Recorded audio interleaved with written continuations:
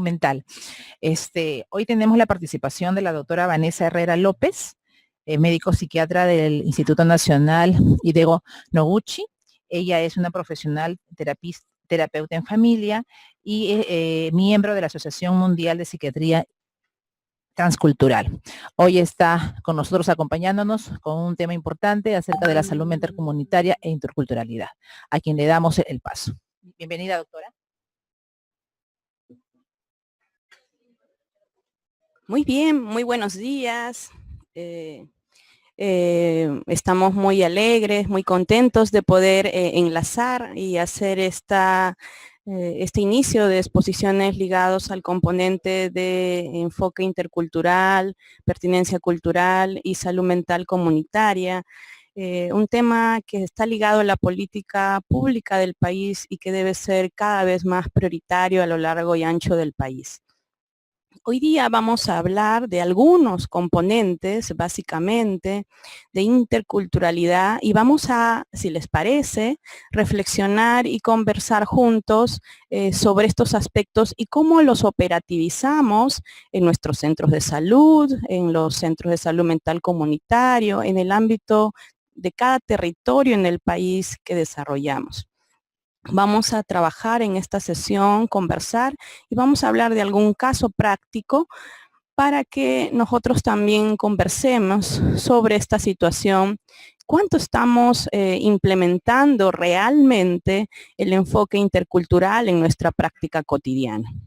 Al final de esta sesión vamos a dar pie a las preguntas que esperamos sean muchas y podamos enlazar y avanzar en este proceso de co-construcción.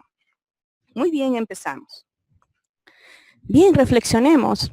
¿Cómo entendemos, interpretamos o vivenciamos las necesidades socioculturales de nuestra población? ¿Qué prácticas venimos desarrollando en el cuidado integral aplicando la interculturalidad? Cuando hablamos de necesidades socioculturales, muchas veces hemos comprendido que las necesidades sentidas están girando en función a las necesidades que nosotros creímos entender o aprendimos en un modelo occidental formativo en el pregrado o en el posgrado. Lograr comprender, interpretar y también sentir y pensar en relación a ello es un proceso altamente complejo, un encuentro complejo, vivencial, de dos cosmovisiones, de dos mundos, y que en ese proceso deviene en una práctica y en una narrativa de encuentro también ligado al cuidado integral. ¿Qué prácticas desarrollamos en el cuidado integral aplicando la interculturalidad? Nosotros podemos ser tal vez obstetras y podemos lograr implementar parto vertical en nuestro territorio. Podemos ser tal vez del territorio de la selva, de una comunidad aguajún, y podemos haber visto, escuchado casos de suicidios masivos en el territorio. Podemos estar en la zona de Loreto y podemos haber presenciado también suicidios masivos o percibir en la zona del Ande una forma de tristeza o de angustia llamada susto o en otras zonas otras formas llamada chacho. Podemos percibir en la zona aymara, en la zona quechua, otras formas distintas de cómo ellos viven un buen vivir o cómo interpretan lo saludable del cuidado integral en lo que ellos llaman summa causa. ¿Qué prácticas desarrollamos en el cuidado integral? Reflexionamos cotidianamente cada vez que vemos a las personas, a las familias y a la comunidad sobre nuestros afrontes sobre interculturalidad. Esto realmente es muy complejo y es todo un desafío. Yo les pediría, empezando esta sesión, que ustedes recuerden el último usuario, la última familia, la última intervención comunitaria amplia que han venido desarrollando y de qué manera eso realmente han incorporado o han reflexionado al menos en su entrevista algún aspecto relevante respecto a los aspectos culturales. Muchas veces llevados por la práctica y por escaso tiempo, lamentablemente, en la estructura de nuestra red de atención o en nuestra dirección de atención integral, no tenemos tiempo para mirar más allá de nuestra cosmovisión. El tomarnos el tiempo, como estamos ahora, de reflexionar qué práctica venimos desarrollando y qué cosa no hacemos para el cuidado integral, lo cual incluye a la salud mental, no solo la patología, sino la salud mental, los aspectos positivos que vinculan a las narrativas culturales de las mujeres, de los varones, de los adolescentes, de los niños, de las personas mayores, va a ser realmente fundamental para realmente incorporar un auténtico modelo de atención centrado en la familia y la comunidad. El modelo peruano, en la narrativa del modelo de atención integral de salud, prioriza un enfoque intercultural y desarrolla una serie de lineamientos para su praxis operativa. Vamos a ir comentando algunos de esos avances y también desafíos y aspectos que quedan aún pendientes para el desarrollo y su implementación. Entonces, hemos pensado qué necesidades socioculturales tiene la mujer que ayer ha llegado, María, Juana, que ha llegado a nuestra consulta. Hemos pensado que tal vez solo hemos mirado un síntoma en función, tal vez, a un sistema clasificatorio diagnóstico occidental, y tal vez hemos mirado que no estamos centrándonos en las auténticas necesidades socioculturales. Hemos hecho la pregunta sobre cómo esa persona realmente vivencia su dolencia o su sufrimiento desde su narrativa, incluida lingüísticamente. Hablamos quechua, hablamos aymara, conocemos el shipibo-conibo. ¿Cuántos de estos lenguajes, idiomas en un país tan pluricultural y multicultural como es el nuestro realmente sigue siendo vigente desde los cuidadores de salud? ¿Cuántos de nosotros consideramos relevante tener como destreza o práctica el también aprender un idioma adicional, más aún cuando trabajamos en un entorno cultural distinto? Entonces hablamos ahora de lo que se denomina la cultura biomédica o nuestra cultura biomédica. Nuestra cultura biomédica es realmente compleja porque desde la formación, como habíamos mencionado en el pregrado, por ejemplo, más allá de lo indígena, salud e interculturalidad a nivel global, menciona Pera, que existen una serie de pautas que van desde incluso lo arquitectónico o lo formativo en cuanto a la infraestructura occidental, rutinas institucionales que van desde el proceder de la práctica de la enfermera, del médico, del obstetra, del técnico de enfermería, usos y modos de vestir, ponernos el mandil blanco, la chaqueta, encorsetarnos en una vestimenta. Hacemos ciertos estereotipos de conducta de modo que ejercemos realmente formas de lo que llamamos poder en base a una cultura predominante hacia otra. Así, sin querer queriendo, nosotros metacomunicamos una forma de poder cultural occidental. Y nuestros modos de pensar y de comunicar impregnan una fuerte perspectiva e interpretación distinta en la cual nosotros sabemos y el otro doliente, sufriente, no conoce o no sabe. Así nosotros interpretamos una serie de formas de salud y enfermedad y perspectivas etiológicas y impregnamos nuestro actuar cotidiano de esos valores formativos que se han desarrollado a lo largo y ancho de todo el pregrado y que alcanza el posgrado y nuestra práctica diaria. ¿Cómo deconstruir esas rutinas institucionales? ¿Cómo salirnos de una infraestructura cuadrada o donde tal vez primen más bien la visión de espacios circulares o distintos o trapezoidales, y nosotros hacemos desde incluso lo arquitectónico y espacial, comunicamos otro afronte cultural, haciendo poco accesible a las comunidades indígenas, afrodescendientes, originarias, población migrante en general, haciendo más y más barreras culturales que propician una distancia para mirar su salud mental, su salud comunitaria y también los problemas y trastornos mentales. Antes de hablar propiamente de los problemas y trastornos mentales, la mirada intercultural, tendríamos que mirar la salud mental desde lo más positivo, desde esa comunidad, sus saberes previos, sus valores, cosmovisión y afronte cultural. Esto implica muchos desafíos, compañeros. Implica que primero seamos conscientes, metaconscientes, de este modo de pensar distinto, de estos estilos de afronte comunicacional rígidos muchas veces y unas perspectivas etiológicas sesgadas donde la interpretación distinta de la salud de enfermedad muchas veces no está centrada justamente en las necesidades sentidas de esa población.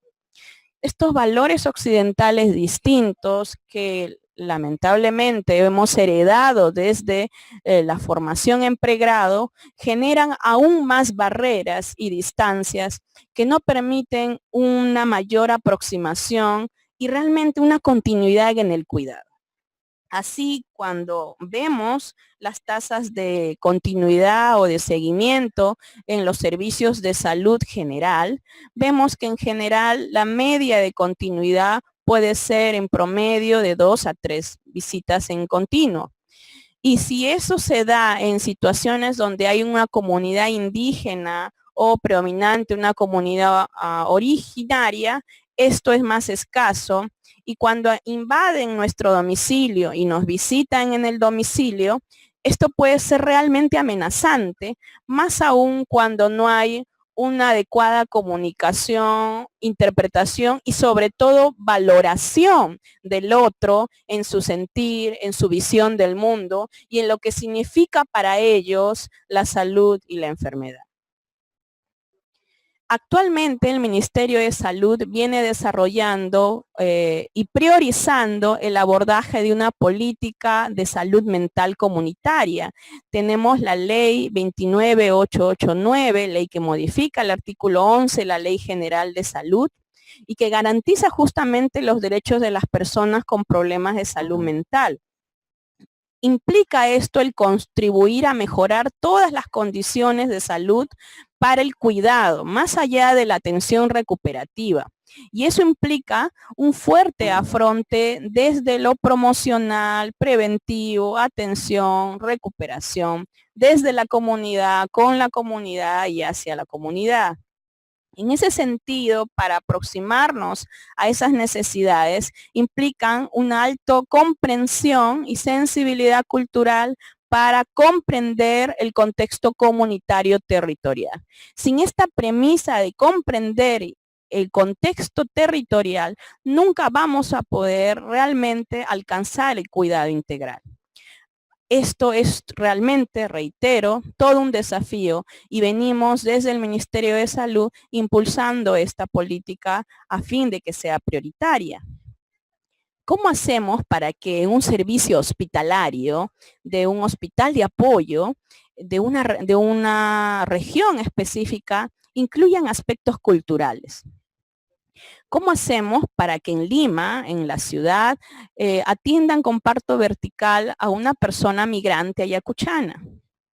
¿Cómo podemos hacer para que una persona que viene del Ande y que ha sufrido un trauma histórico y además un trauma por el proceso de terrorismo, no solo se le medique con sendos antidepresivos y se les dé psicoterapias venidas del occidente?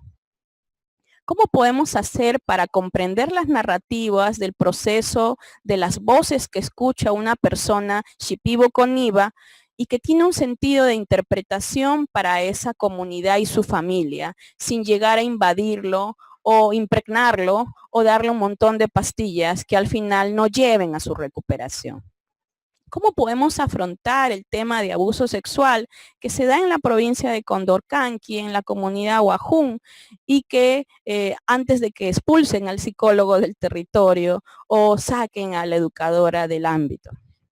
¿Cómo podemos hacer para afrontar la violencia cotidiana que, como sabemos, sufren más las poblaciones en inequidad y las comunidades sufren una severa situación aún en nuestro país de pobreza y marginación? Todas estas preguntas que se les planteo desde el arranque de esta exposición son importantísimo que lo tengamos claro, porque estas preguntas, conversando juntos, reflexionando, nos va a permitir analizar y ver hacia dónde vamos como país en política intercultural y en situación de salud mental comunitaria.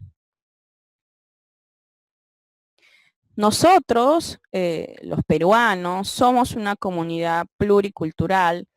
Somos muchas naciones en un mismo territorio y cada contexto es más complejo que el otro. Existe una densidad lingüística, una densidad de saberes incomparable comparado a otros territorios mundiales. Y esta densidad que alcanza territorios en la cordillera de los Andes, en la selva y en la costa, es todavía poco asible o poco comprendida por nosotros mismos como cuidadores o prestadores de salud. Cuando elegimos tal vez la carrera de salud, nunca pensamos, luego al mandarnos al servicio rural, que tendríamos que atender y cuidar a una comunidad quechohablante. O tendríamos que ir muchas horas a través de Pequepeque en el río y tener que afrontar una situación de violencia o de daño hacia una mujer severo. O tener que manejar el tema de una situación de episodio psicótico, su primer episodio psicótico, en una comunidad aymara. Y tener que, después de haber visto a 5 chamanes o curanderos, recién poder abordarlo y con los escasos o limitaciones, conocimientos que tenemos, tener que hacer el primer afronte y la continuidad de ello. Muchas veces esas miradas múltiples pueden llevarnos a mutuas desconfianzas. Esas mutuas desconfianzas solo hacen que nos alejemos para resolver las necesidades. Según los estudios del Instituto Nacional de Salud Mental, los principales factores de riesgo que alejan a la continuidad del cuidado en el tratamiento es la desconfianza de la población hacia los servicios de salud general. ¿Qué quiere decir eso?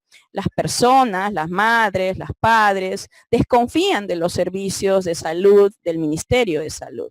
Y una de las cosas que desconfía, además de no tener dinero y no considerar que puede resolverlo solo, los problemas de salud mental, es sentir que el otro, en este caso nosotros, tenemos una mirada tan distinta que no podríamos ayudarlo efectivamente. Esto realmente los invito reiteradamente a mirar esta situación. Esta situación a la luz actual en el cual estamos perdiendo los saberes lingüísticos, están incrementándose casos de problemas de salud mental, sobre todo haciendo alerta en medios sobre situaciones de suicidios y violencias cada vez más severos, nos anima a empezar a actuar y priorizar esta situación. Bueno, el tema de interculturalidad ha sido planteado ya con mayor fuerza en el contexto latinoamericano desde la década de los 70.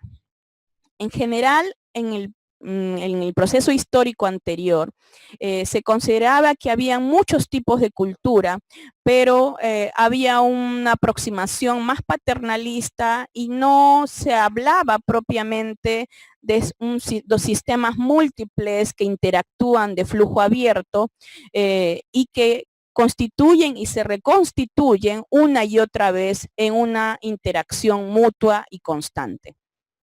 En este caso, por ejemplo, de Gregori, que ha hecho un amplio estudio en esta línea de acción, enfatiza que la noción de interculturalidad es el proceso esencial de tolerar, de valorar y posibilitar el enriquecimiento mutuo entre diferentes, entre distintos, cada vez más conectados. O sea, un principio esencial que se parte desde la fronte de la interculturalidad es que no solamente validar la existencia del otro, sino de que ese otro es tan valioso como nosotros y que ese otro, esa otra cultura, esa otra comunidad, ese otro saber, tiene un espacio valioso y implica un reconocimiento, un encuentro, una relación y necesariamente para fines del cuidado implica una conciliación de cosmovisiones entre sujetos heterogéneos. Irremediablemente nosotros, tal vez costeños, tal vez migrantes, hijos de migrantes en segunda, tercera generación, hemos ido aprendiendo, construyendo y deconstruyendo ciertos saberes. Al encontrarnos con otra persona que es quechua hablante, que viene de una comunidad nativa, partamos de que esa persona es valiosa y que tiene una narrativa y una forma de ver el mundo y una mirada del buen vivir único y valioso. Esa forma del buen vivir implica una complejidad de cosmovisiones, más aún en nuestro país. Las relaciones complicadas que se dan en este desarrollo implica una multiplicidad de intercambios de sistemas complejos, heterogéneos, familiares y comunitarios. Así, yo tengo mis propias representaciones sociales. Recuerden que hablamos de representaciones sociales a las imágenes, a las huellas, a los saberes que han sido influidos por mi propia experiencia personal y los medios de comunicación y el desarrollo histórico vivencial y que me ha permitido ver en base a esa representación social una mirada de la salud, una mirada de la enfermedad, una mirada de lo que cosa es el cuidado, una mirada de lo que es lo bueno en la alimentación, de lo que eso no es algo que me ayude o no me ayude. Entonces, yo tengo mis propias representaciones sociales de la salud, de la enfermedad, y el otro tiene representaciones sociales valiosas de la salud y la enfermedad. Ninguno es mejor que otro. Simplemente son distintos y la oportunidad y el desafío del cuidador peruano, del operador de salud peruano, es fortalecer ese espacio y concretarlo en un encuentro que sea lo más valioso, centrado en esas necesidades socioculturales, relacionales y de reconocimiento al otro. Entonces, desde el punto de vista social y de la política pública en el país, la interculturalidad es un principio desde el Ministerio de Salud normativo. Existen directivas, existen políticas, existen dentro de los modelos de atención basada en familia y comunidad, toda una pauta de cómo debemos abordar y tenemos que implementar acciones desde los gestores, desde las unidades ejecutoras, hasta los centros de salud operativos para ese cuidado integral.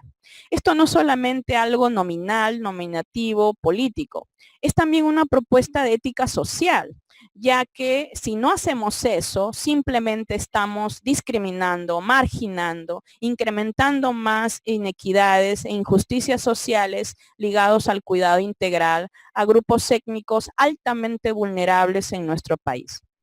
El Estado peruano prioriza el sentido de la ciudadanía para incluir los derechos culturales, no desde la mirada de un ciudadano de segunda o tercera clase, como muchas veces antes se miraba al indígena o a alguien de otra comunidad o de otra nación.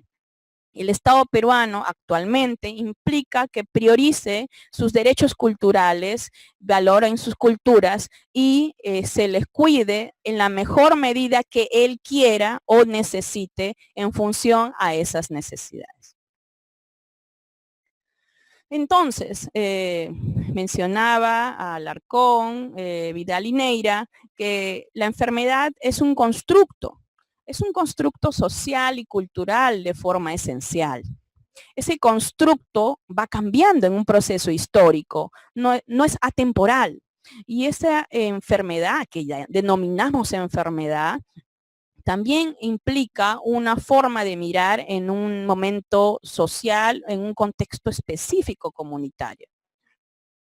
Las características más esenciales de esa experiencia personal y cómo transcurre esa llamada enfermedad son únicas y tienen que ser siempre mediadas por un contexto social y considerando las significancias locales y las narrativas únicas de lo que son ese síntoma, llamémosle así, o enfermedad. Hablaremos a continuación algunas narrativas, aspectos de algunas personas en algunas partes del país para aproximarse a un síntoma específico.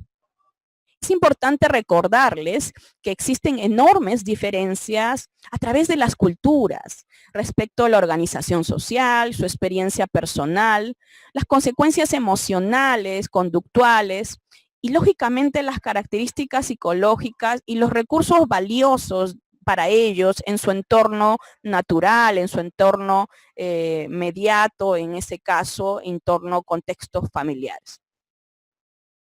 Entonces, en resumen, hasta esta parte, el desafío que les proponemos es que, además del idioma local de aflicción, cada territorio, cada zona, cada comunidad, cada espacio vital tiene un idioma único y particular, más allá de lo lingüístico, de aflicción. Eso quiere decir lo que yo puedo llamar buen vivir en la zona de Puno, en el territorio de Aymara, no es igual al buen vivir que se da en la zona quechua. Y no es igual al buen vivir del agricultor cajamarquino. Y no es igual al buen vivir de la persona huancabelicana. Y mucho menos a la persona yacuchana. Estas categorías son únicas y disímiles. Así, por ejemplo, Duncan Pedersen valoraba y logró intentar una aproximación idiomática a la aflicción subjetiva del sufrimiento en relación a un problema de salud mental, pero contextualizó un punto muy específico, por ejemplo, la zona de Huanta. Cada territorio, cada direza, jereza, tendríamos que hacer un enorme esfuerzo para trabajar las aproximaciones de aflicción locales y categorías discrecionales únicas en esos territorios específicos para así aproximarnos a la comprensión de esos malestares que no necesariamente, colegas, son equivalentes a las enfermedades biomédicas que nosotros clasificamos en el CIE-11 o llamado DSM-5. Incluso muchos estudiosos e investigadores refutan en esa lógica estructural de diagnóstico la existencia del llamado estrés postraumático, autismo o trastorno de déficit de atención, hiperactividad o incluso bipolaridad. Esos esquemas de discriminación biomédica implica un repensar cómo mira cada comunidad su salud y sus procesos de enfermedad mental. Entonces, los esquemas comprensivos que operan en cada contexto y la particularidad de sus circunstancias, acontecimientos vitales, eventos traumáticos, nos va a permitir evaluar la pertinencia cultural y la relevancia de nuestro esquema de salud, nuestro esquema como médicos, como obstetras, como psicólogos, como ciudadanos, que también cuidamos al otro para cuidar cómo hacer el diagnóstico y el tratamiento individual. El profesor Kirchmeier valoraba mucho que todos consideremos una adecuada aproximación en la evaluación y formulación diagnóstica en estos servicios de atención general. Recordarles que en la ley de salud mental se plantea que el Estado, nosotros, debemos disponer de programas y servicios suficientes en un contexto de abordaje comunitario. Esas intervenciones necesariamente se dan desde la comunidad y mirando a los entornos comunitarios y sociales. Es importante recordar que existe amplia normativa que prioriza nuestro actuar en ese sentido. Así, por ejemplo, también es importante recordarles que existen modelos que a lo largo del tiempo han ido cambiando una y otra vez sobre el componente de prestación de servicios de salud. Así, por ejemplo, tenemos establecimientos de 12 horas, 24 horas, tenemos hospitales de apoyo, hospitales regionales, oferta móvil, tenemos centros de salud mental comunitario ahora implementándose en nuestros territorios, y todo ese desarrollo o despliegue implica cada vez más profesionales, 22 profesionales, por ejemplo, en cada centro de salud mental comunitario, que se van a incluir para buscar resolver las necesidades de nuestra población. Esta complejidad de la oferta de servicios, ¿cuán amigable es asociada a las necesidades de la comunidad Shipibo-Conibo? ¿Cuánto de nuestras necesidades están centradas en lo que plantea la comunidad agrícola en la zona de Chota? ¿Y cómo esto está siendo mirado desde el poblador andino de la zona de Conchucos? Cada zona tiene su peculiaridad y su mirada prioritaria para el cuidado de salud. Y es importante que nosotros, para hablar de salud mental, miremos también nuestro contexto operacional. Hablemos de un caso real, de la vida real. Le llamaremos a ella María. María tiene 79 años. María acudió a un centro de salud de una comunidad de Huancavelica, refiriendo continuo Humaynana. Humaynana en el vocablo quechua implica dolor de cabeza. Y sentía que después de haber pasado por el APU de la zona, sentía mucho dolor en el cuerpo, tembladera, tensión, malestar. Pensamentúan los pensamientos que ella sentía una y otra vez, les traía al recuerdo a su familia. Este dolor, esta tristeza ya lo tenía hace mucho, mucho tiempo. Esta situación llegó para búsqueda de apoyo a las personas de este centro de salud, que había una psicóloga serumista. Y también había un médico en el territorio que la atendió. El médico la atendió, no era quechua hablante, y la psicóloga tampoco.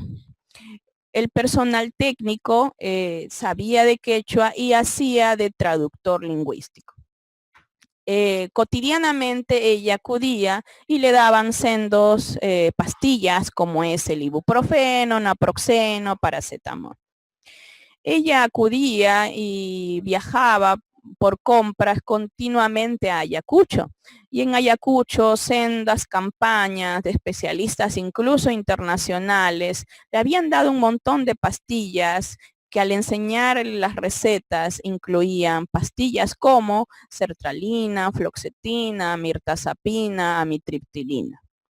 Todas ellas las había tomado el tiempo que le habían donado las pastillas y luego no las tomaba. María vivía sola en el lado más lejano de esa comunidad campesina. María se sentía sola y abandonada. María no tenía que comer desde hace muchos años. María tenía muchos problemas porque había perdido a sus hijos. Y además María tenía el problema que había perdido a sus 4 hijos en el contexto de terrorismo y de violencia política que ella sufrió. Además de sus 4 hijos, perdió a su esposo. María a veces había pensado en morir. ¿Qué podemos decir en relación al caso de María? Podríamos decir que el caso de María de la mirada occidental. Podríamos resolverlo dándole amitriptilina en la lógica de depresión andina, somática, y darle esto por un año sin resolver sus necesidades sentidas. María vivía preocupado porque hace muchos años había sequía en su pueblo. Ya no zafaba la flor de papa que ella cultivaba en su tierra y tenía que caminar cada vez más tiempo para cultivar a medias en ese proceso. Miren qué compleja esta situación para los operadores de salud del territorio. Implica el cuidado de mirar desde lo individuo, la familia y la comunidad. ¿Cuántos de estos casos hemos tenido en este proceso de su territorio? ¿Cuántas situaciones difíciles hemos tenido en ese proceso?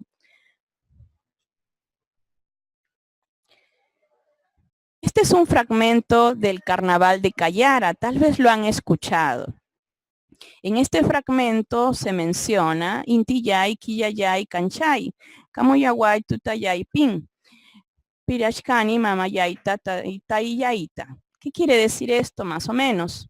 Sol y luna, alúmbrenme. Estoy caminando en la oscuridad, buscando a mi mamá y a mi papá. Cuando miramos a María, lo que sentimos es esta huella emocional de un sufrimiento humano, de quien ha perdido no una, sino muchas cosas, y que además no hay una situación grave de pobreza, hay una situación no resuelta de protección social, existe una situación en la cual no hay un cuidado todavía comunitario porque se ha mantenido aislada y la comunidad no la ha acogido, porque también la comunidad probablemente ha estado dañada de todo este trauma o proceso histórico. También María acudió a muchos curanderos, pero ahora incluso los curanderos le cobran cada vez más. Este proceso es realmente, hace más compleja la situación. El contexto sociocultural del trauma y la violencia política efectivamente no afectó por igual a todos los ámbitos geográficos ni a los diferentes estratos sociales del país. Justamente, como les mencionaba, se concentró en zonas y grupos de poder menos integrado a los centros de poder económico y político, y las regiones más golpeadas fueron las zonas de mayor pobreza o con menor desarrollo humano. Ayacucho, Apurímac, Huánuco y Huancavelica se encuentran dentro de las 5 regiones más pobres del Perú. Existe evidencia notable del impacto en poblaciones vulnerables en el país. Más de 69,000 personas han fallecido, más de 6,000 han sido desaparecidas y 40,000 huérfanos y viudos.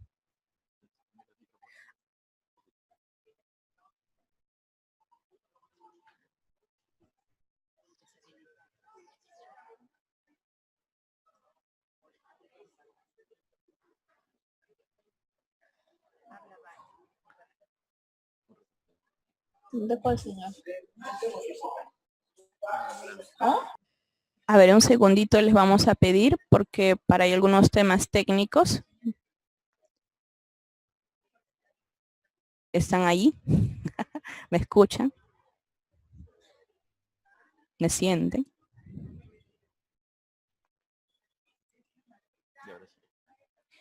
Muy bien. Hablar de todos estos aspectos en tan corto tiempo implica el desafío de poder conversar algunos aspectos como pinceladas. Vamos a hacer el esfuerzo de poder hablar con mayor amplitud de aspectos más puntuales en función a casos concretos y prácticos en cada uno de sus territorios y contextos diferenciados a la zona quechua, a la zona aymara, a la zona Shipibo-Coniba, a la zona costeña, a toda la zona norte del país, y cada uno tiene sus contextos específicos. Ya íbamos hablando de que en el contexto de violencia política, nuestra población quechua hablante fue la principal afectada.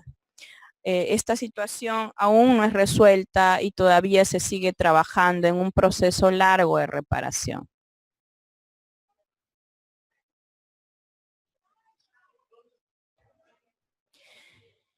Kimberly Taydon hablaba entre prójimos una serie de miradas en relación a cómo vivencian algunas personas del territorio quechuahablante en la zona ayacuchana sobre lo que le llaman ellos yaquis. ¿Qué son los yaquis? Son los pensamientos o recuerdos penosos que llegan al corazón cuando son cargados con afecto. Así, por ejemplo, algunos de ellos narraban: cuando sientes pena, vienen los pensamientos hasta tu corazón. Tu corazón se abre como una olla sin tapa. Tu corazón no puede contener todo esto. Todos los yaquis. Y es como eres, pura pena. ¿Cuántos de nosotros que trabajamos tal vez en comunidad quechua hablante hemos visto un yaqui o hemos atendido o acogido una situación donde había una fuerte impronta con yaquis? Otro síntoma que mencionaba es el icuyasca. El icuyasca, entendido, llamémosle así, a la debilidad, una especie de sensación de agotamiento profundo cuando no se tiene ni la energía para las actividades diarias. Ellos decían: hemos llorado tanto que hemos perdido la vista por la debilidad. ¿Cuántos de nosotros hemos sentido o hemos conocido a alguien con icuyasca en un contexto específico? Otro aspecto que mencionaban es lo que llaman ellos lokajina karaniku. Estábamos como locos. Ellos narran esto como perder la cordura era el riesgo durante los años del conflicto armado y la imagen de una población viviendo muspaypijina, como en un sueño.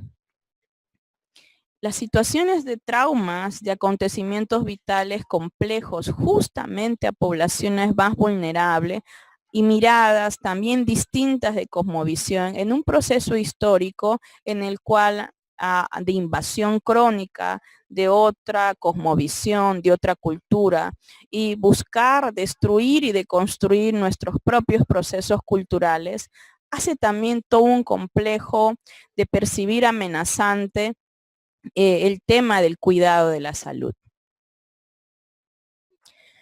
Miren, en este caso, tal vez ustedes han leído, han escuchado esta situación que se vivencia en la comunidad ahuajún.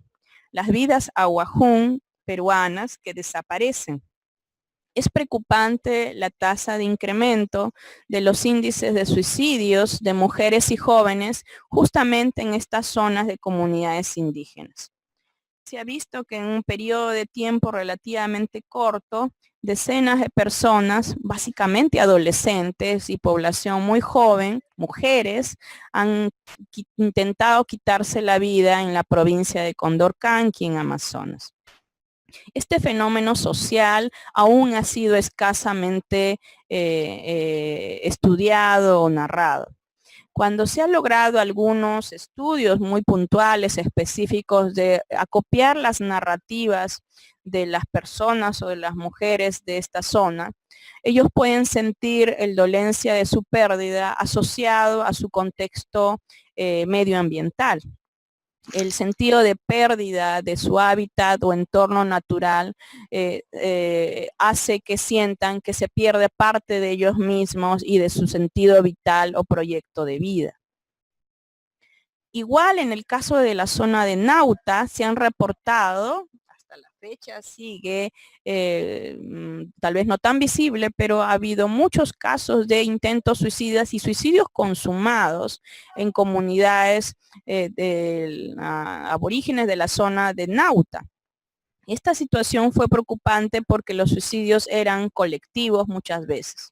Cuando algunos antropólogos fueron a estudiar esa situación y analizar el proceso, había todo un constructo de lo que ellos percibían en relación a la pérdida del río, de la zona y la contaminación del mismo, y la falta del sentido vital asociado a la continuidad de vida, hacia qué hacer, migrar a la ciudad, no encontrar qué hacer en esos jóvenes o adolescentes, y no construir un proyecto vital entendido como el sentido de la comunidad en ese territorio. Todavía esos estudios antropológicos en Perú son muy escasos y urge implementar más estudios con la mirada de transcultural y comprensiva para implementar acciones concretas de cuidado real. Existen muchos modelos de atención de salud mental intercultural que han ido proceso y que va uno desarrollando procesualmente. El uso de traducción es un instrumento que muchas veces se ha venido utilizando en los servicios de salud general. Así tenemos un traductor general que puede ser el agente comunitario, que puede ser el personal técnico, y eso es una mirada inicial, incipiente, de lo que es el modelo de atención.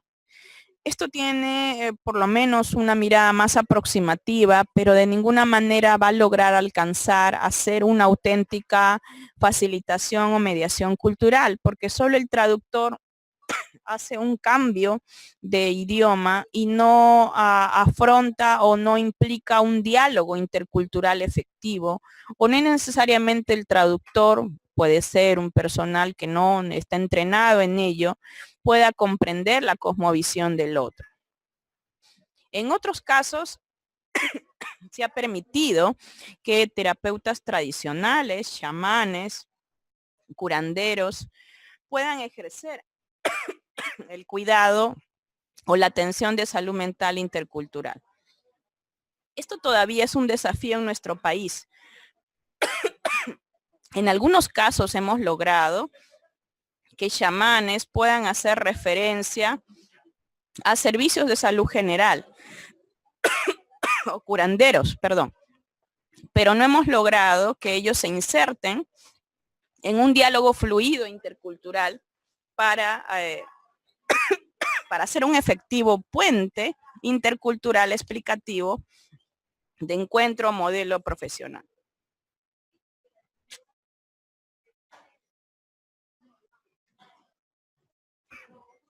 Disculpen. Entonces, ¿cómo hacer si trabajamos en Condorcanqui?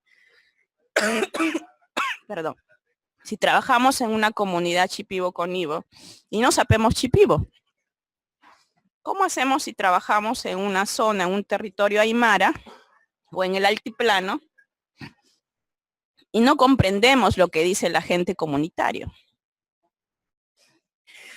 ¿Qué hacemos si en nuestra formación de pregrado, lamentablemente, no hemos tenido el desarrollo de competencias culturales, al menos genéricas, para garantizar el diálogo intercultural? Entonces, el clínico debería preguntar más allá a los usuarios sobre sus modelos explicativos a manera de construir efectivos puentes frente a estos desencuentros entre los modelos profesionales y el saber popular. La población sabe, colegas, la comunidad sabe, y tiene saberes históricos, tiene saberes desde el herbolario, saberes cotidianos, saberes comprensivos sobre su cuidado, que son valiosos y muchas veces son dejados de lado. El incorporar competencias culturales en nuestros servicios implica un entrenamiento para hacer una formulación cultural y una entrevista transcultural que vaya más allá de la mera traducción. El poder valorar a un chamán, un curandero, y poder incorporarlo a nuestros servicios de salud especializados, como por ejemplo en el caso de los centros de salud mental comunitario en Chile, donde ahí mismo en un horario diferenciado y flexible hay yatiris, y podamos elegir ir y atenderme con un yatiri o con un psiquiatra, y eso es validado y respetado por el Estado. Es un desafío que todavía en el Estado peruano no tenemos. Corresponde un desafío implementar en cada territorio este modelo de diálogo intercultural eficaz.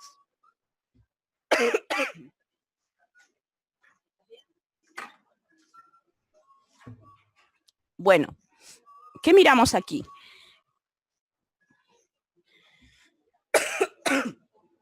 Tenemos un chamán. El ritual el chamanismo tiene cientos de señales o rituales altamente terapéuticos, con una fuerte impronta simbólica y de construcción. Elementos de vínculo en una sesión siempre grupal, mayormente, en un encuentro que mezcla lo herbolario, que mezcla el componente espiritual, que mezcla una fuerte acogida vincular, que mezcla el contacto y lo simbólico y también lo ancestral ligado al canto en ese proceso recuperativo. Existen estudios de que estos procesos pueden ayudar y efectivamente curar. ¿Cuántos de nuestros servicios en estos contextos trabajamos de la mano con el chamán del territorio? ¿Cuántos los que tenemos esa oportunidad de encontrar a un chamán, a un yatiri, a un curandero, hemos podido coaprender o intercambiar esos saberes únicos y especiales? En una sesión de ayahuasca, si nosotros comparáramos con la medicina occidental, tiene muchos de los componentes esenciales del vínculo terapéutico. ¿Cuántos de estos elementos o cuándo hacemos la prescripción para que en lugar de hacer un paquete de 12 sesiones de psicoterapia individual bajo el modelo cognitivo-conductual heredado o bajo un diagnóstico de etiqueta crepeliana, en lugar de hacer eso, decidimos que haga una limpia o una cura en 3 sesiones, como hace el chamán, y poder eso ayudar a su salud mental? ¿Cuánto de ello creen que ayudaría a hacer una inmersión en una laguna, en una zona específica del país, en el norte del país, y esa inmersión en esa laguna a través de un curandero, después de un enorme esfuerzo para llegar a esa laguna, pueda realmente reparar heridas, cerrar procesos, ciclos, ayudar a los vínculos con su pareja o su familia? ¿Tenemos que darle necesariamente diazepam o clonazepam?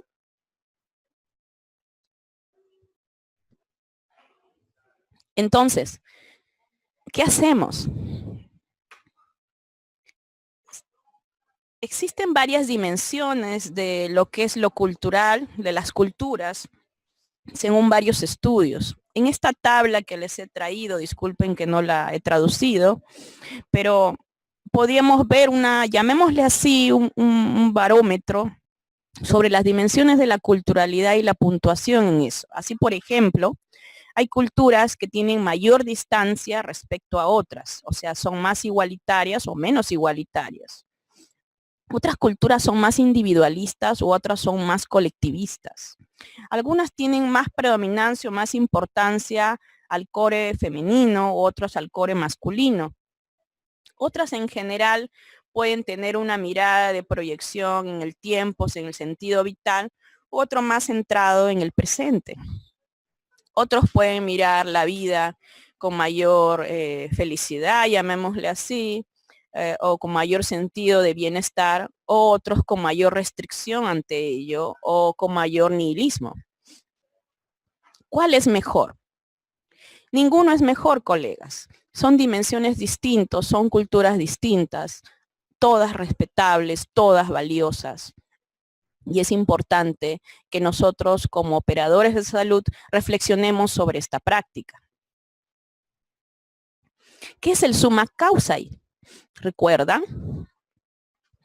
En la cosmovisión andina del quechua hablante, en las zonas del altiplano, cada vez más, lamentablemente, se va perdiendo este saber milenario.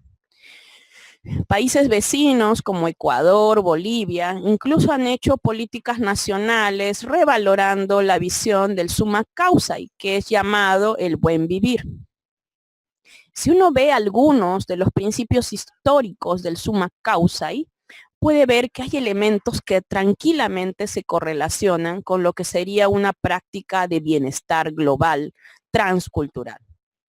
Por ejemplo, hay principios que se centran en saber vivir en armonía y equilibrio. Siempre una convivencia saludable con la Pachamama y con el otro. hablan del summa manjaña, saber comer, saber alimentarse. El saber iquiña, el saber dormir, el summa irnacaña, saber trabajar y disfrutar con alegría de su trabajo. Y el summa muyaña, saber pensar.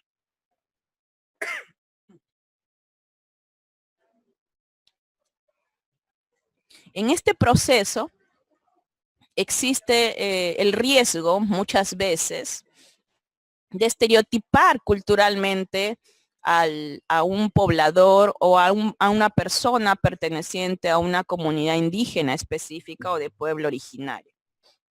Así, en sendas canciones o poemas hemos encontrado el indígena es triste, o lo han pintado triste incluso. Eso no es así. Lo cierto es que existe una desigualdad étnica en salud y en salud mental a la fecha. Y tenemos una brecha alta y un enorme desafío y un tema pendiente para el cuidado integral y equitativo de esta situación. La vulnerabilidad es altamente y las situaciones y las tasas de abuso sexual, violencia, incremento de consumo de alcohol y síntomas depresivos en el modelo occidental son mayores en las comunidades indígenas comparados a los costeños o a los citadinos.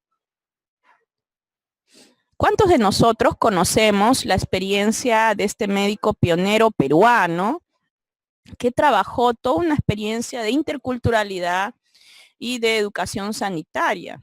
Manuel Núñez Butrón. ¿Quién fue Manuel Núñez Butrón?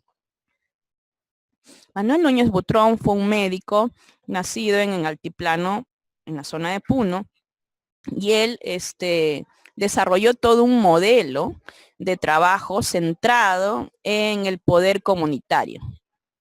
Él desarrolló todo un trabajo colectivo a través de brigadas denominadas Richari o el Richarismo, a través de un brigadismo de líderes vecinales, organizacionales, comunitarios, que serían ahora tal vez agentes comunitarios, y pudieron hacer un intercambio de saberes, de creencias, de cosmovisiones, a fin de intentar cuidar y resolver problemas de salud prevalentes.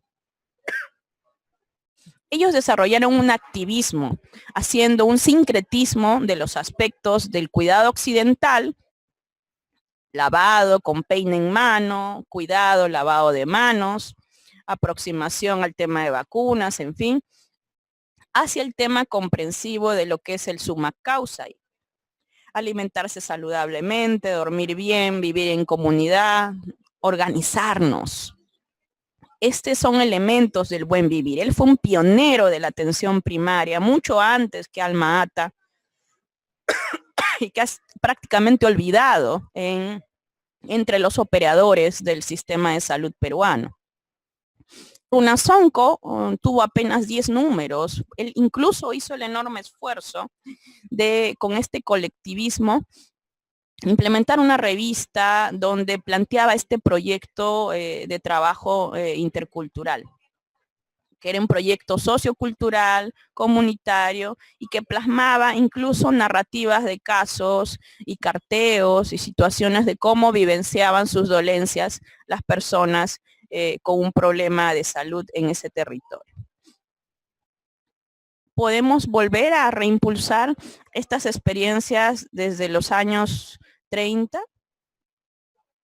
Esta experiencia se desarrolló en los años 30, colegas, y lamentablemente ha sido poco impulsada ahora.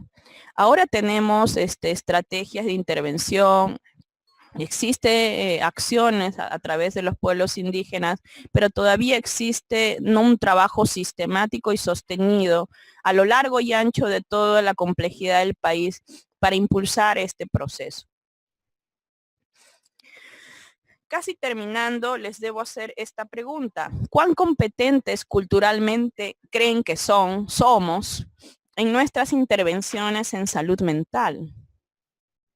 Y si no lo somos, ¿qué estamos haciendo para mejorar al respecto? más allá del encuentro cultural, tenemos que tener conciencia cultural, conocimiento cultural, deseo cultural y habilidades culturales. Ahora puedo estar, ojalá, motivados a través de esta charla, de comprometerme en un proceso inicial de competencia cultural. Puedo haberme sentido identificada con el caso de María y poder ser más consciente culturalmente de los prejuicios que tengo ante los usuarios que llegan a mis servicios.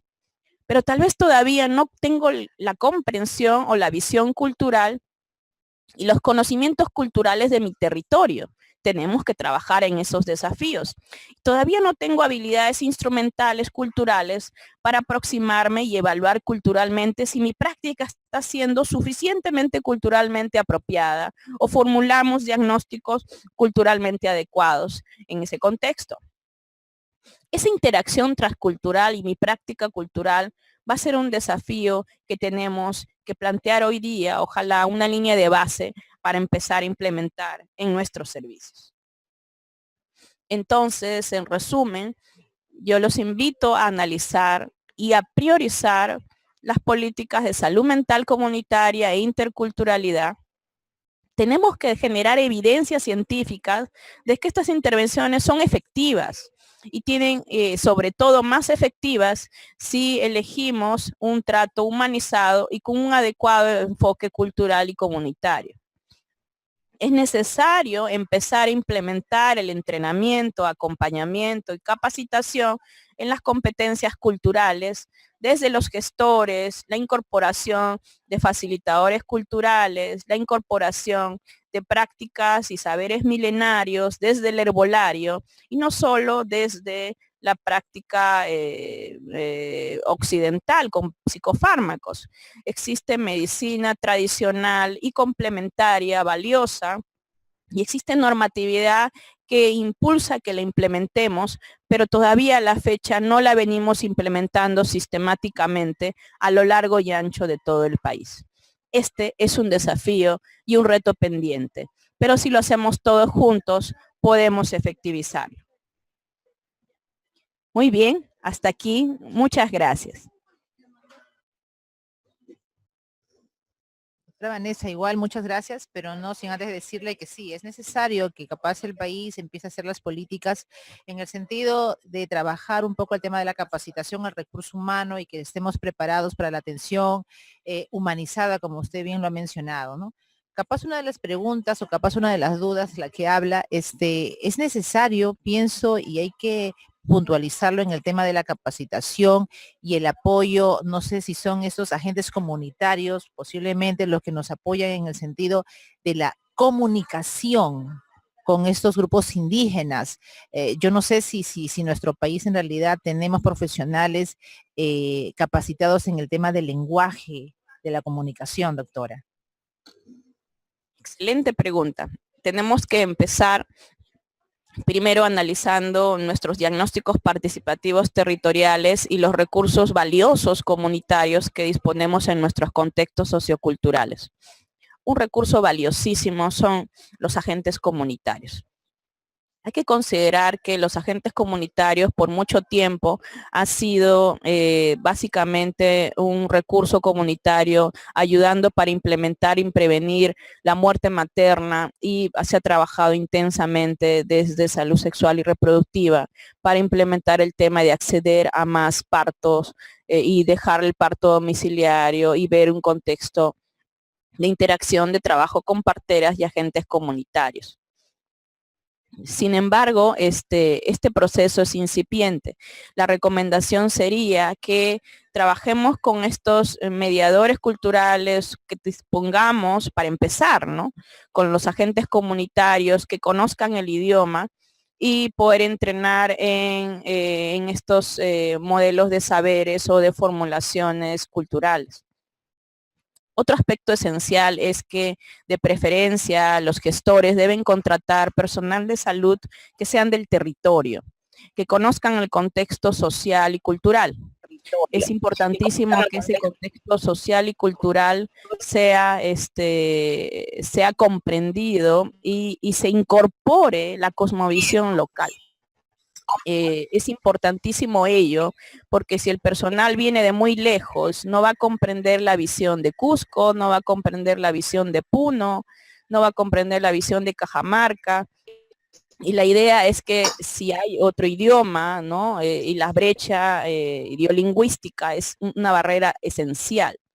Si yo comprendo el idioma local, directamente voy a poder comprender de mejor manera. Entonces, un desafío esencial para Ancash, para Puno, para todo el país, es entrenarnos en el idioma local, en la cosmovisión local, en las narrativas culturales de qué es valioso su buen vivir, con qué significa para ellos el buen vivir, no desde lo patológico. Muchas veces creemos que salud mental es trastorno mental.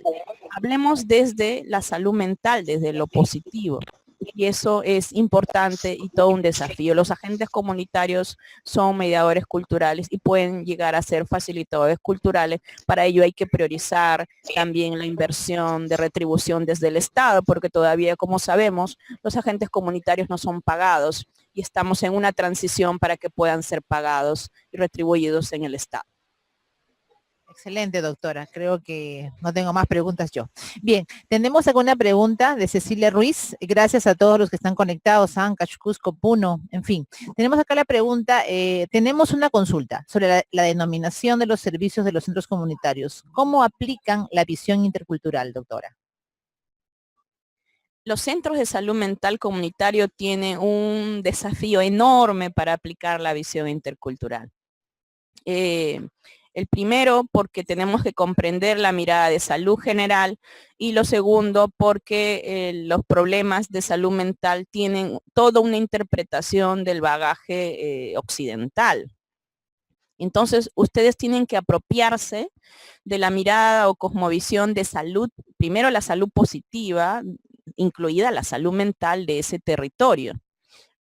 ¿Y qué interpretaciones, narraciones tienen sobre la salud mental en ese territorio? Una buena oportunidad es a través de estos diagnósticos participativos iniciales, y la unidad de movilización y participación comunitaria es el canal natural para empezar a encontrarnos transculturalmente con las comunidades de nuestro territorio. Es importante que tengan desde el arranque los centros comunitarios voz y voto, que los líderes organizacionales de cada comunidad estén presentes y nosotros desplazarnos a sus locales comunitarios cotidianamente, mes a mes. No hacer una reunión una vez al año o hacer invitaciones nominales, como a veces hemos visto en algunos servicios generales. Y no es una auténtica inclusión o priorización de su ciudadanía. Pedirles a ellos qué quieren, qué les gustaría, qué cosa no les ayuda, para evitar que nos expulsen de la comunidad, porque no hemos comprendido nada de su visión única sobre su salud y la enfermedad.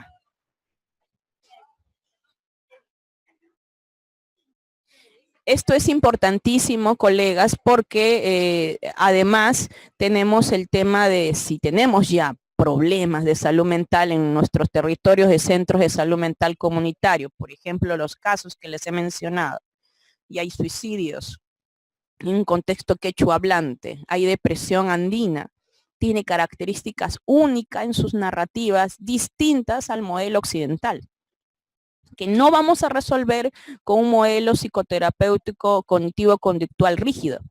Y no lo vamos a resolver con modelos sistémicos cerrados o con altas dosis de antidepresivos. No funciona de esta manera. Eso implica primero, el primer paso es como equipo tener la conciencia cultural, desarrollar estas habilidades pertinentes, discutir y analizar cada uno de los casos e incluir a los líderes comunales y entrenar a facilitadores culturales en cada territorio. Este es un trabajo intenso con cada jereza, direza, diris en cada territorio. Bien, doctora. Aquí tenemos algunas sugerencias, algunas aportaciones, ¿no? María, por ejemplo, nos dice, ¿no? Que resaltar la importancia de respetar y conocer la cultura de nuestra población andina, ¿no? Creo que eso es importante, doctora. ¿Qué opina? Excelente, María, es esencial. esto que tú recalcas ahora.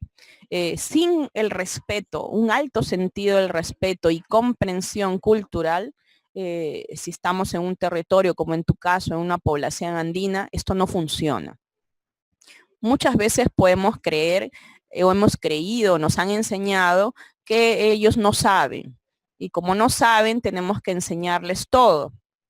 No existe todo nada, existen una aproximación de saberes y a veces nosotros tenemos ceguera en algunos aspectos y no comprendemos el saber del otro. La invocación, como en el caso de María, a todos nuestros oyentes y los que nos han participado hoy día, es a priorizar acciones para intervenir en la comunidad donde estamos. Bien, acá tenemos otro, a ver. Es verdad, Mónica Chunga nos dice, es verdad que en las zonas altoandinas aún hay resistencia para llevar a cabo parto institucional.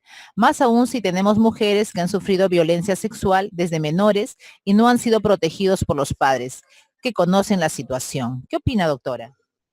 Esta situación es realmente preocupante.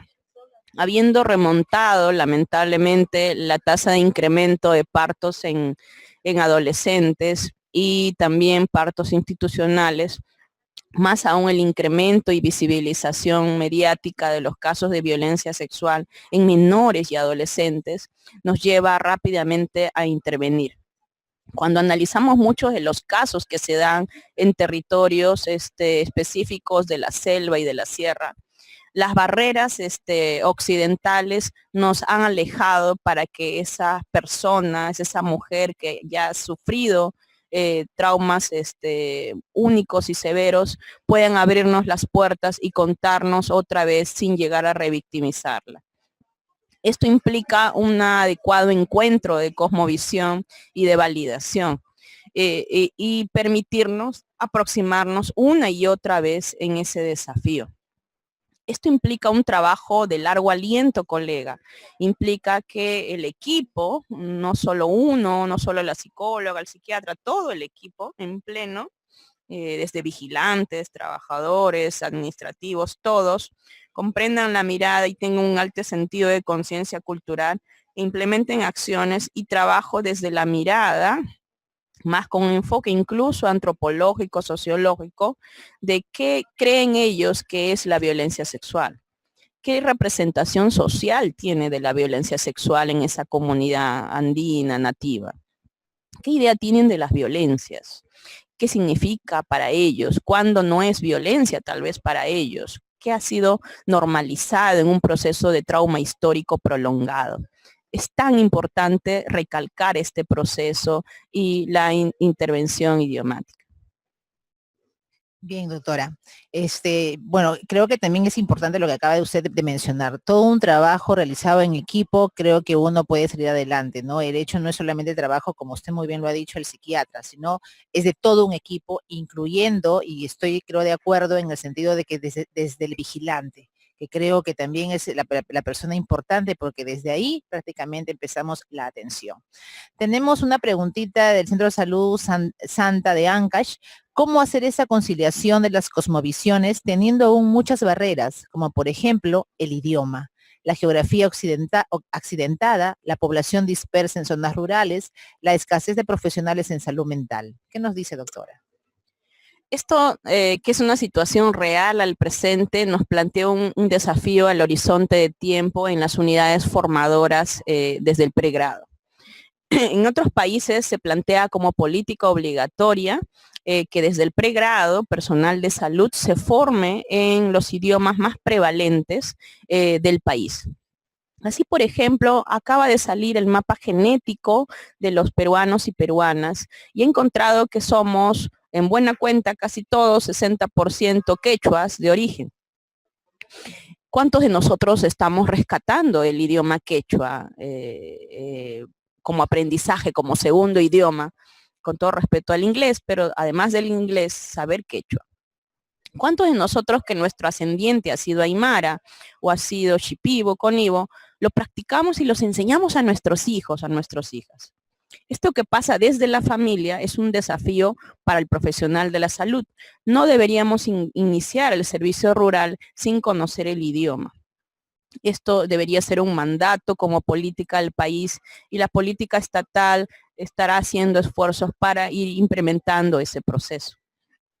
Lo abrupto de nuestra geografía para un territorio cada vez más disperso y complejo implica un mayor desafío para ese equipo. Eso implica un trabajo en equipo muy cercano con la comunidad, con los sectores territoriales, con los agentes y líderes organizacionales para mapear en la lógica de geolocalización y sectores, familias de alto, mediano y bajo riesgo en función a la cosmovisión local.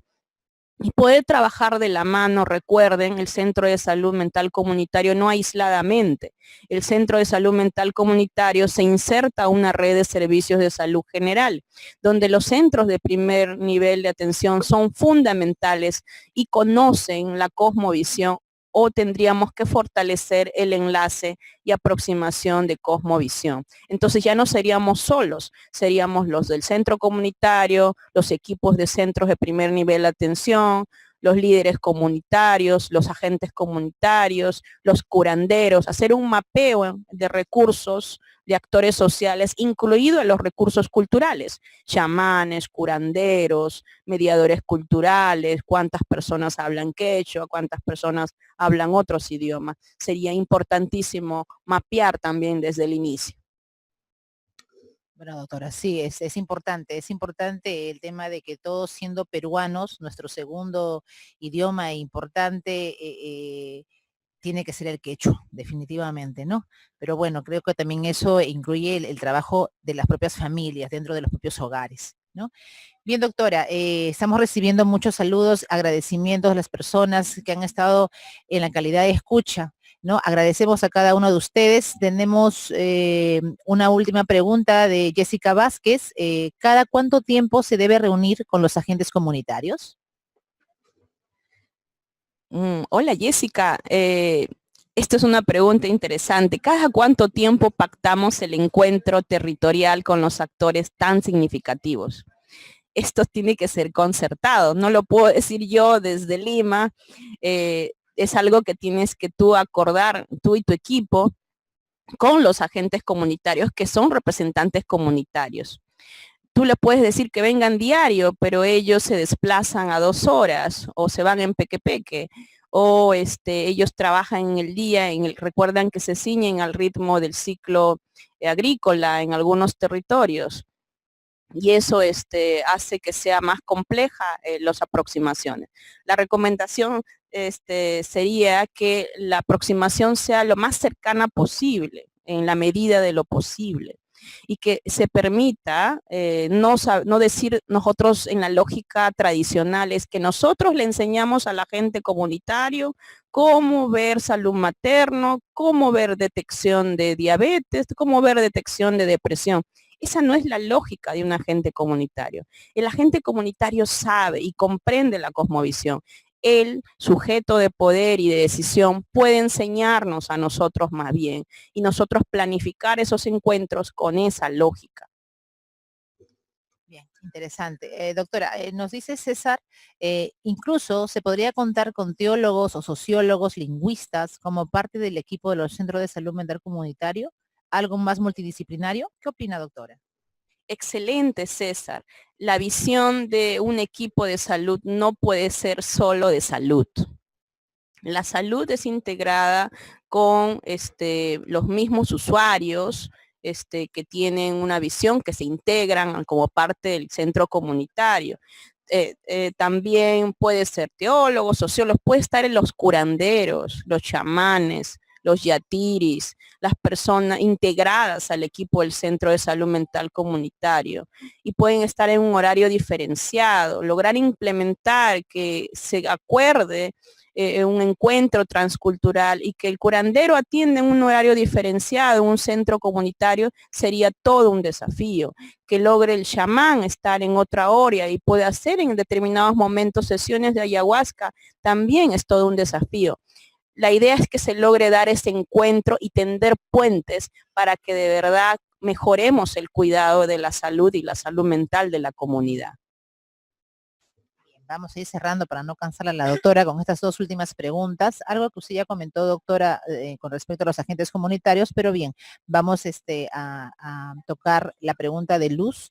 ¿Se tiene que dar una remuneración a los agentes comunitarios?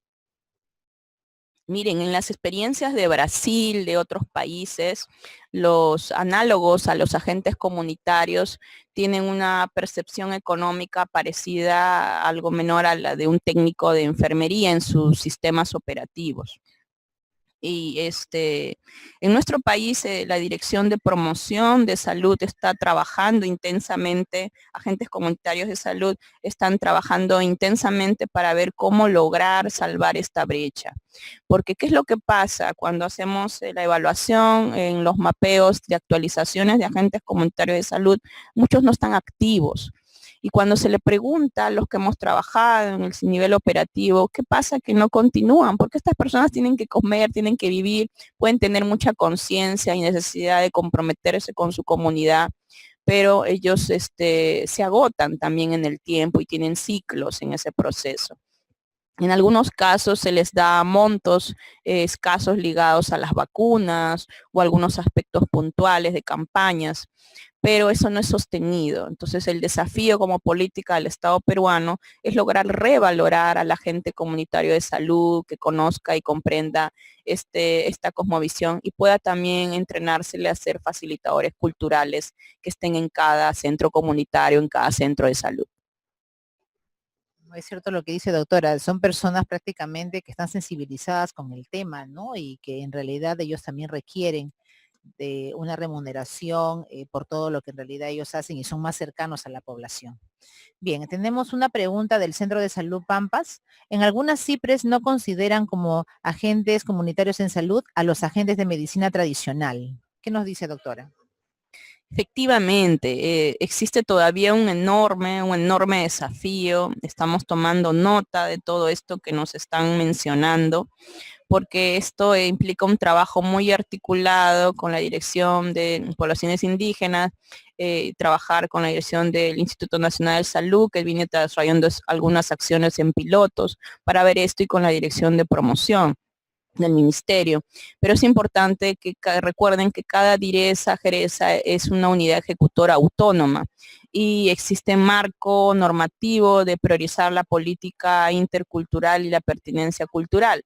Y la idea es que se efectivice y se evalúe desde los coordinadores de salud, los coordinadores de promoción, los equipos de cuidado integral, que se cumpla esta norma, no solo para materno-infantil, sino para alcance también de salud mental.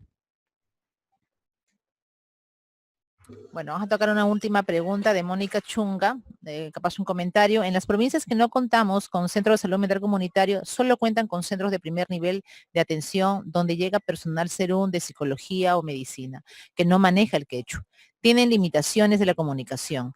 Es buena idea del facilitador lingüístico porque surge esa necesidad, pero también se debe invertir en aquellos profesionales que tienen la capacidad profesional y personal para que se supere esa limitación. ¿Qué nos dice, doctora?